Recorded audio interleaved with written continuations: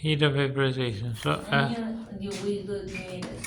I But I have thought it would be expensive. initial pressure P1, X pressure, which is trying to figure out P2, the heat of vaporization, which is given like in a table based off the boiling temperature, is called HVAP. The R is a constant, 8.314 joules per mole Kelvin. T1 the initial temperature, T2 the resulting temperature. So the R, the T1, the T2, HVAP are given, and the P1. Let's define P2. So this is the equation. Ln, and then I have to plug in the value. P1 over P2 equals HVAP over R times 1 over the resulting temperature minus 1 over the initial temperature. Parentheses, multiply this. I have to divide this first, then multiply that by this, get this side of the equation, and then it'll go to the figure out the other side. So the boiling point was in 69 degrees Celsius for the hexane. That turned into Kelvin at the 273, which gives me 342. Oh, sorry. Okay, so I just changed the 2 to a 3. Uh, 342. we have changed that like twice or no?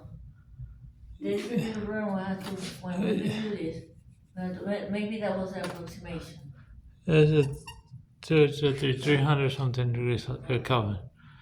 Then this pressure one 762, almost on shape pressure. So, and this, yeah, this thing I have to change this. What was it? P1 over X? Yeah, that's right. I had to take out the negative. I just flipped the equation Because it's over so inverse, right? we didn't have to do the negative. Part it's 20, it has to be in thousands joules. So 28.9 Kelvin is 28.9 thousand, 28,900 divided by constant.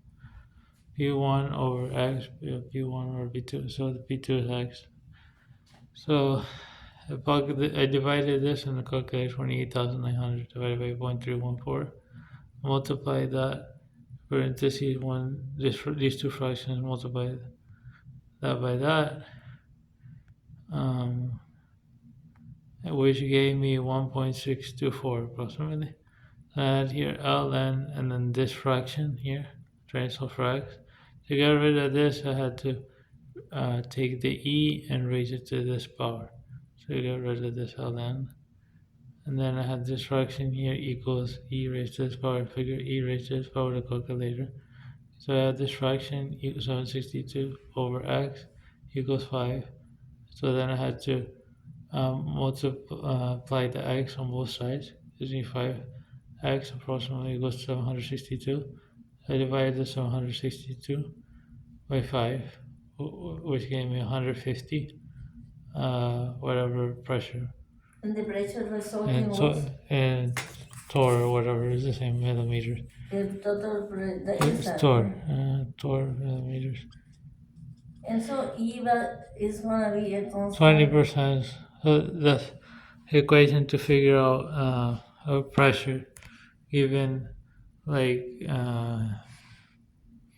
these values to solve for the pressure. You have to remember E is the root of E, then you inverse it. And when you inverse it, it becomes positive, the formula. Yeah, Remember? yeah.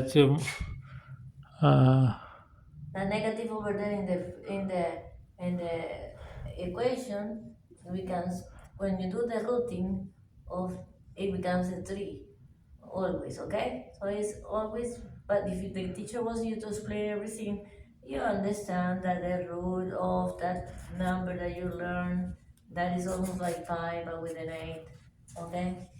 It is almost very relatively to 3.